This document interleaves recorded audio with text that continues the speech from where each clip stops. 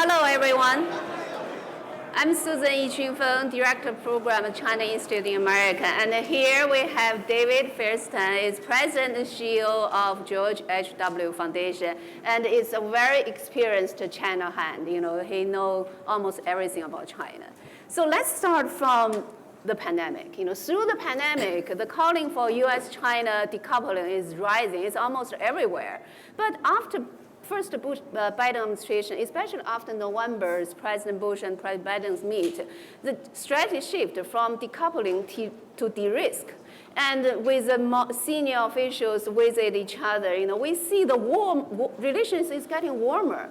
But until recently, in September, you know, we have anti-China bill, 25 anti-China bill were passed in the House in 1 week.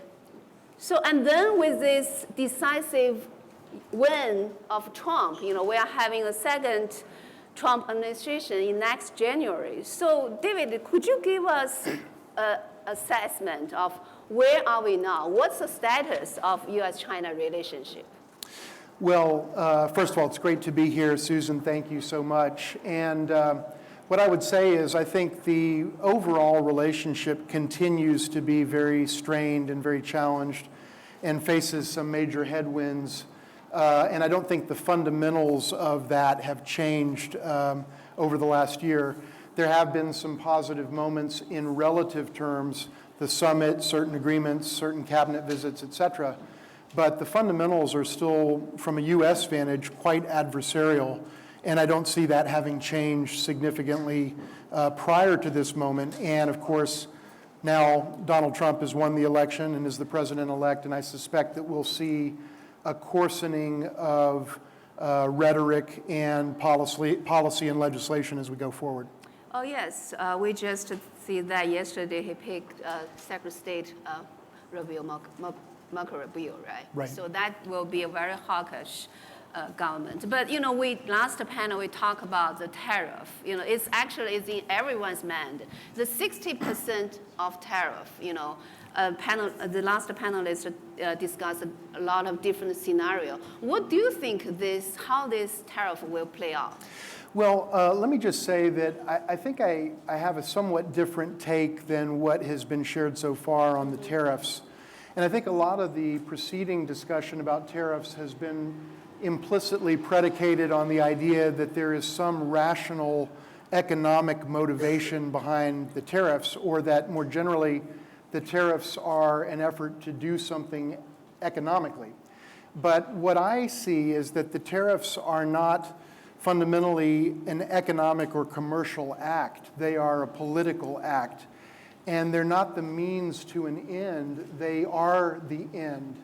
They are more about what I would call performative positioning politically for President Trump, and for that matter for the Biden administration for the last 4 years as well, than they are about actually solving problems. So I believe that the incoming administration will act upon the stated pledges and promises to raise tariffs in a fairly dramatic way. And where I differ from some of the other analysis is I don't think that there is any particular goal in mind. And the reason I say that is in 2018, they launched the tariffs, and it generated no palpable change in Chinese behavior over the last 6 years. I don't think we're going to see that going forward either. So the tariff is not tools, it's a goal. The tariffs are a goal, and the goal is to paint a candidate and his team as tough on China for the purpose of generating electoral support.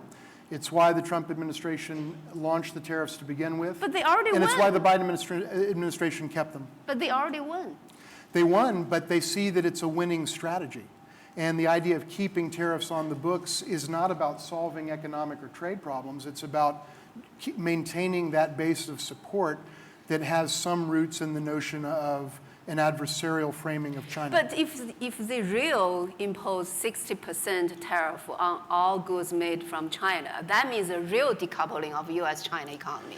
Well, I think it would be another step in that direction. And to your point, I think the fundamental through line and the fundamental dynamic is going to be a continuation of the tendency that we have seen toward decoupling. But I agree with the point that was made earlier that we're never going to see 100% decoupling, certainly anytime in the foreseeable future, or probably in any of our lifetimes, and that would be catastrophic for all involved, and everyone understands that. But adding tariffs to the tariffs that already exist would be an incremental and maybe even a significant step in trying to generate less dependence and less perceived dependence on the part of the United States on China, and that's a political statement as much or more as it is an economic one. But Donald Trump is a businessman. You know, in 2018, when he talked with the European, he even proposed zero tariff. Tries to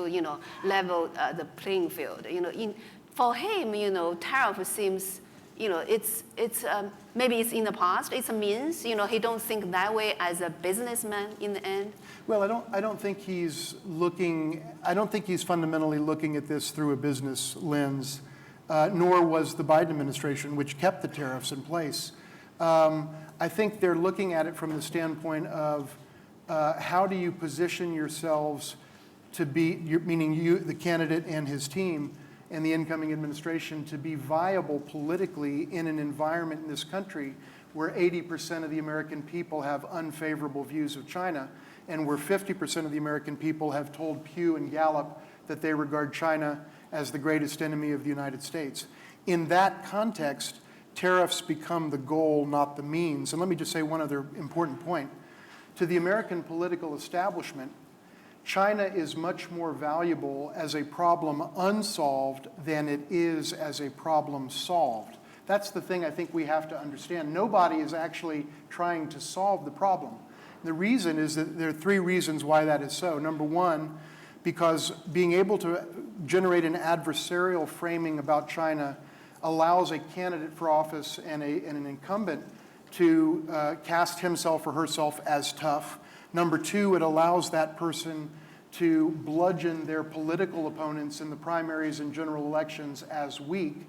And number three, it distracts the American people from the problems that we actually face in this country, most of which have nothing to do with China.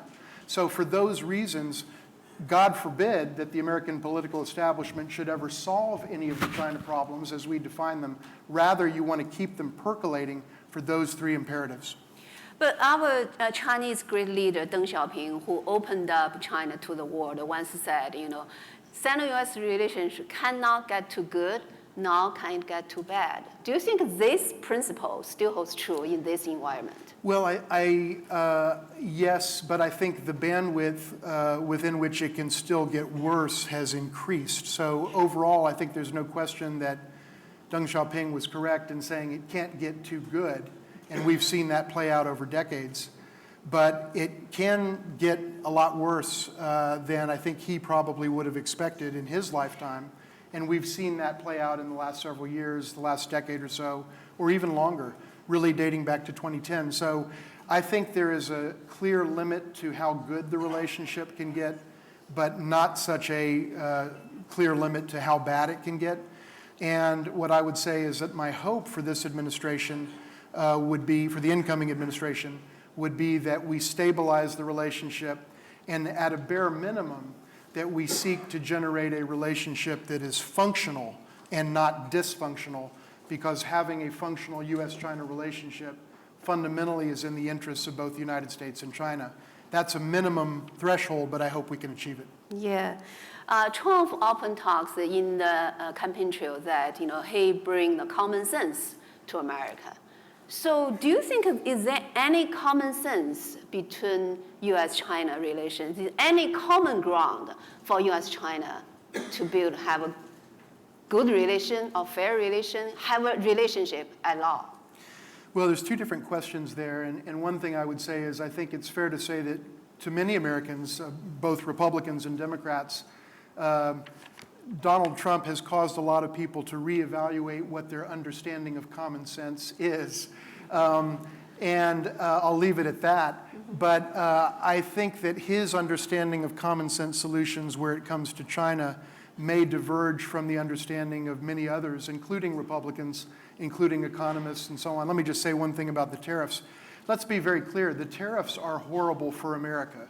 They blow out the deficit. They blow out, they cause job loss. They contribute mightily to inflation. They're a new tax on the American people. And they do nothing to solve any of the problems that we actually face in the trade relationship. In other words, if the tariffs were so effective as a tool in solving the trade problems, we wouldn't still need the tariffs 6.5 years after they were first implemented.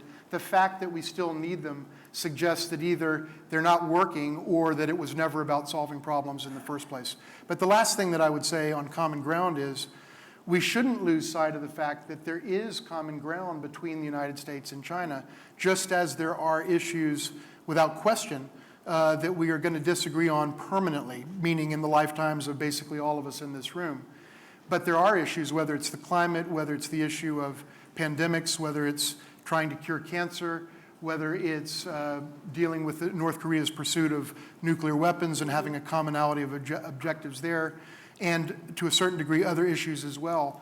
And we have to be able to understand that while there are things that we will never agree on, there are things we can agree on. And I very much agree with the point that Mr. Fernandez made earlier, that there's no question that on the major global issues that we see in the world today, there's no way to address or advance or solve those issues in the absence of some level of functional U.S. China collaboration. And I hope that we'll see that as we go forward. Yeah. With a mandate to put American first and surrounded by China hawks, we all expect, second Trump administration will be even tougher on China. But Trump is different from Biden. Trump don't have too much about ideology. Trump don't like the war, and Trump is an isolationist.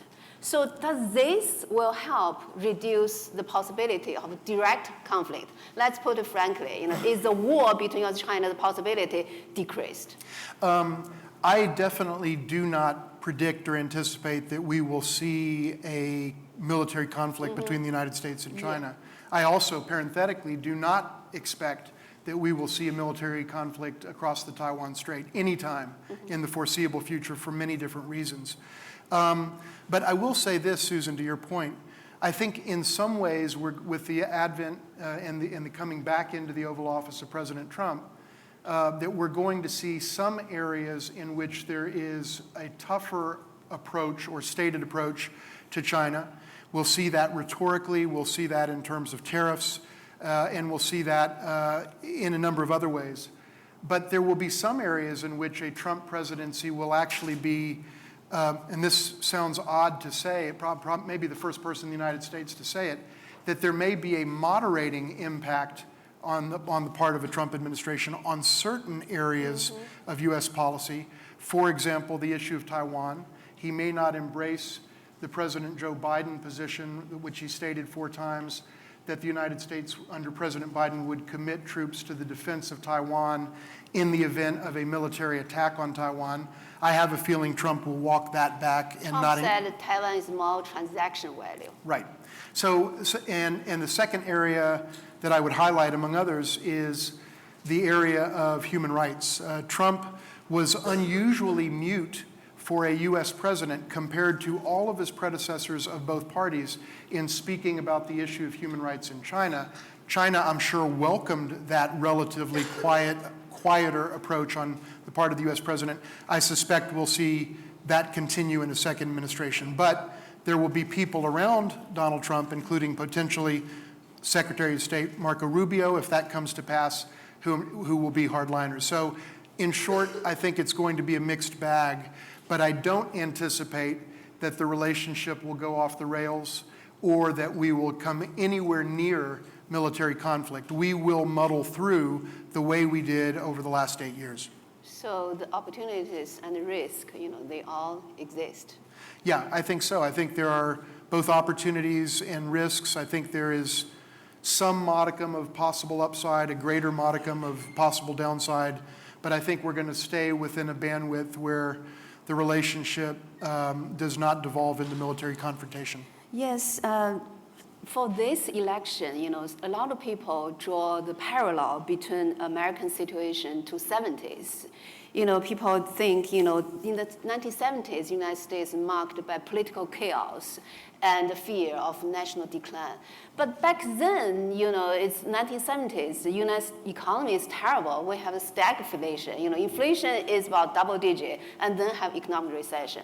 But nowadays, the U.S. economy is so strong. Actually, economists just published a special report, said U.S. economy is the envy of the world.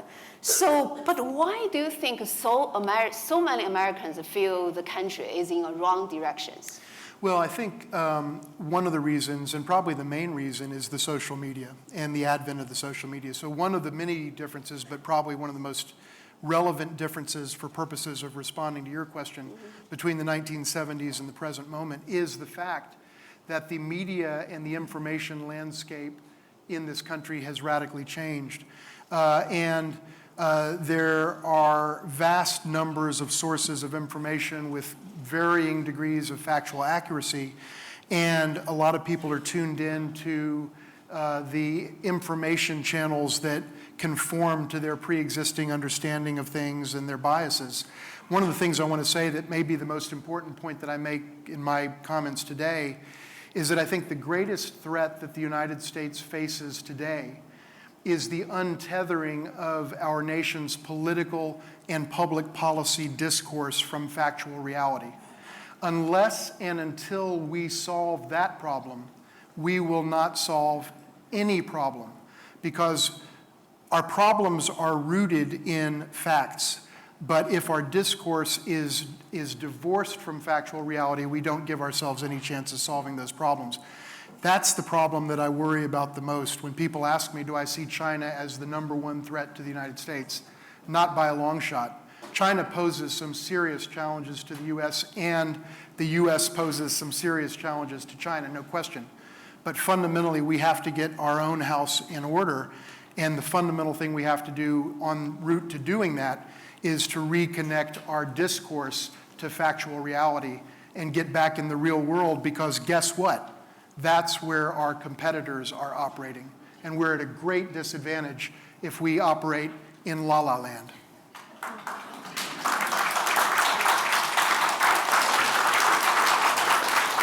The whole nation turning to right. We have Trump as president. We have a Republican-controlled Senate and the House. Just as I said, the China Initiative was passed in September. The infamous China Initiative, who wrongly, with this law, wrongly accused so many Chinese born as scholars and scientists. But with this, the whole nation, was in the Republicans' hand, Do you think it's possible that a lot of people expect the China Initiative will go back to the federal level? And also right now in many states, in some states, Chinese citizens and companies were not allowed to acquire land. So do you think at this political environment, what this means for Chinese American community? How do you think the hate, Asian hate, or this hate crime or discrimination against Chinese immigrants will rise? Well, unfortunately, I think it is going to be, we're going to see movement back in that direction. We saw an incredible increase in hostility toward Chinese Americans and Asian Americans, particularly during the COVID period.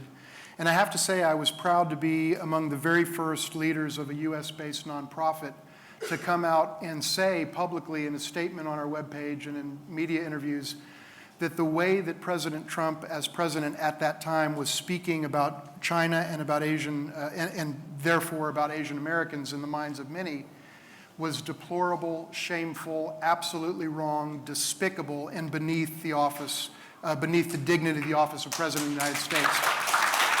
And it brought shame and dishonor upon this great nation to hear a sitting president of any party speak in that way, and in a way that gave rise to such a marked spike in violence. And the China Initiative was an initiative of the Trump administration. The Biden administration did away with it, at least nominally.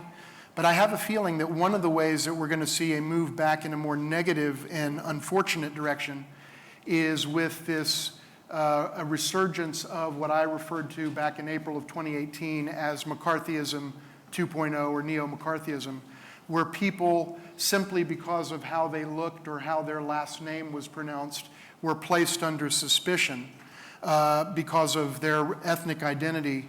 And it was deplorable, wrong, un-American, and as shameful in the year 2021, 22, and 23, and 24 as it was in the early 1950s.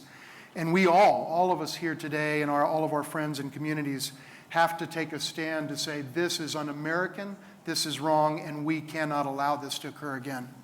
Thank you. Thank you so much, David. Now, we have time for one question. Who want to ask a question? Okay.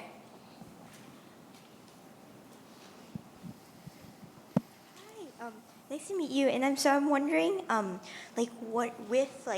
how in this new administration and how there is, you already touched upon it, a lot of worries with China and Taiwan. In my opinion, a lot of this is U.S. butting in, and it shouldn't be. But what are your predictions for that? Because you said we won't engage in that military actions, and what are some of those reasons? Could you elaborate on that? Thank you. Yeah. Thank you very much for the question about Taiwan and why I assess it the way that I do. Let me just say, fundamentally, my basic assessment is that every day that we wake up and don't see an article saying that China has just gone into Taiwan militarily is a day that evidently the leadership of China has assessed that the costs of doing so outweigh the benefits. And that's why they don't do it. And if that analysis is correct, then I believe that indeed that is how the Chinese leadership sees it, that the costs of going into Taiwan militarily would outweigh any benefits of doing so. And I believe that that is so for a number of reasons: economic, geopolitically, and also military. A lot of question marks, a lot of risk, a lot of potential downside. And fundamentally, I think the leadership of China on this issue is a rational actor in the final analysis and won't do anything that it believes has the potential to blow up in its face or go in a direction that it doesn't want to go.